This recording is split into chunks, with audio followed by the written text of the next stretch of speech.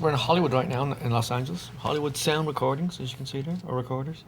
Some great albums have been done here, except ours.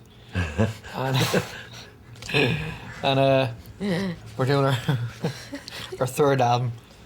What was the first one? Swagger and Drunken Lullabies. Are we calling this Within a Mile of Home? Is that the working title? Yeah, the working title is Within a Mile of Home. We're about to go on the Warped Tour. And a European tour, and then another US tour, and another European tour. So we're going to be on tour till December. We're just finishing our record, or CD, and I ran out of gas. I don't know. I haven't a clue. I don't know what date it is. Don't even know what date it is. 1, 2, whistle. Yeah. 1, 2, 1, 2. Do us a favour, do one more and pull the mandolin down, will you? Okay. What about that line, the first verse? Which one was better? Do another one, because as you're getting through the song, everything gets better as you go through. So let's do one more, and then let's have a look at what we got there. Okay. Okay. Here it comes.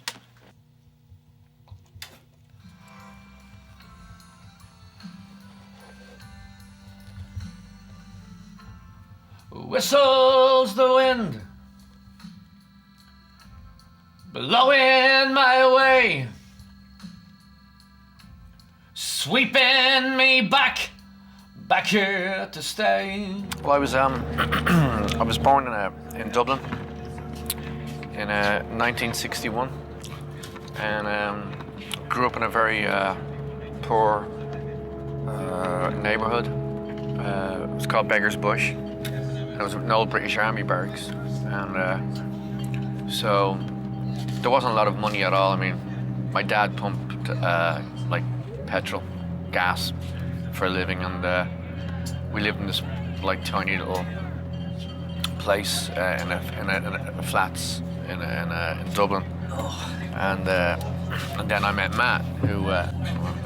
It's a blatant. But I remember when I was a kid, there was always music in the house. It was so bizarre. We had one room and a bedroom, and that was it. And but there was a piano in the house, which was always amazed me. Where the fuck did this piano come from, and where did it actually go? I never realized where it went either. But there was always music every Friday and Saturday night. My mum and dad would go out to the pub, and they'd bring a load of people back, and they'd all sit around in the front room, the only room, and sing. They'd take all turns singing and playing tin whistles and accordions and piano, and I always, it was so much fun because I was allowed to stay up and they'd let me sing. So there was always that. It was always encouraged. My mother and father bought me a guitar. My father died when I was 10, so I got the guitar when I was about 6 or 7. So music was always encouraged in the family. I was playing football. I remember, I'll never forget it. I was playing football one day, and my mother had the most outrageous voice. And I remember I was out playing football and I hear, David, like fucking this, right? And I'm like, oh Jesus, no, please, no. And I walk in the house and just look at this, and fucking Bowie's doing he's doing Starman on Top of the Pops. And just look at this fucking thing, would you? You know, I was like, fucking hell. It was just amazing. Mm-hmm. And she bought a pair of platform shoes for herself. My mother's already old right now. I don't know how old she was, but I wore her shoes to school. Did you? Yeah, and I had these pair of pants, and the belt. It was like, the fly, like, say, came up to here, and then you had like 5 or 6 buttons stuck. No, you did not. Fuck You did yeah! not. With the huge big fucking platforms, man, walking to school. You didn't. That's why I have a bad back. I'm telling you. I was in Ireland in the late 60s and the 70s when Ireland was being ripped apart by war. I've seen it where, like, my mother would go out. She went out shopping one day in Dublin, or she went into town, and a huge bomb went off and killed 34 people in the city centre. My mother was there, and I didn't know till I heard that key turning in the door whether she was ever going to come back again. And I would want nobody to ever go through that feeling of not knowing if somebody was going to come back, you know. And they used to march in the barracks where I was born. The IRA would march every night, training sessions. you know, all black bar clams on their head, so you didn't know exactly who it was, even though you knew who it was. And a lot of my friends, unfortunately, ended up in jail and prison for being in the IRA. I almost went down the same path. I don't know another country ruling my country that I live in, that I was brought up in. But at the same time, I don't hurt anybody to change that. There has to be a higher level of communication between people than resorting to violence. Growing up in Beggar's Bush, everything was grey. That's the only way I can describe it.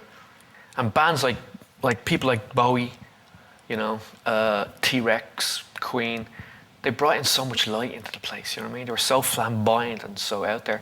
To my understanding, Dave's mother responded to an ad for a band that was looking for a lead singer, a band started by Fast Eddie Clarke from Motorhead. He auditioned, he got the part, and he went from famine to feast, literally overnight. It was the rock and roll dream. And somebody told me you were doing okay, but somehow I guess they were wrong. So you drank with... I don't think it was really, it was what defined Dave. And I think after that he was in a few other projects that just didn't really connect with who he was as a person, and somehow he just found himself in Los Angeles. It doesn't sound like you're into it. Yeah. Yeah, yeah. Yeah, it's... Yeah, the vocal tells are happening. Well, come in. Well, actually, I got a solo deal with Epic Records, and it was going okay for a while, but then I started to bring in mandolins and stuff like that, and they were like going, what are you doing? And I'm like going, you know what, this is what I want to do. And then it finally came to the point where I said, you know what, just drop me. I'm not going to be told what to do, because that, to me, is not the way it should be. And so I decided I was just going to pick up my acoustic guitar and play for me and me only.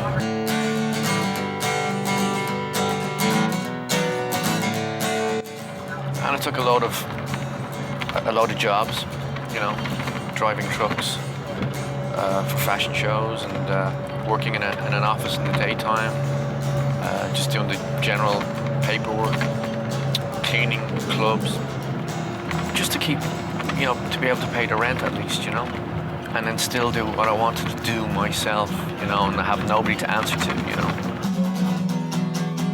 As far as meeting Dave, he was actually one of the first people I'd met when I came to LA. I knew a few other musicians out there, and I went to Molly Malone's and met Dave, and I was 18 years old. When I heard Bridget play fiddle, it sort of hit me like a ton of bricks.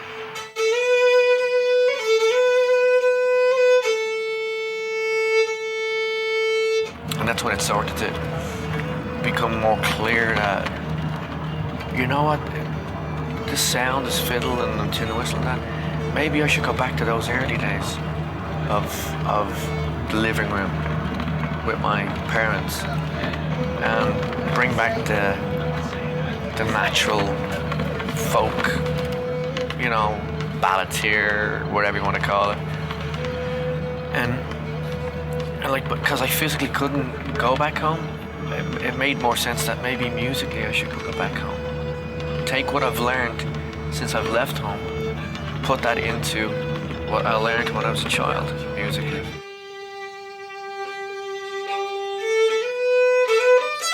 I think when I met Dave, we just kind of melded the two together, like what he was doing at the time and that, and kind of this sound evolved from that. My father got me into like Johnny Cash and the Dubliners, who were an Irish folk band. In hindsight, I think had a lot subconsciously to do with what I do now.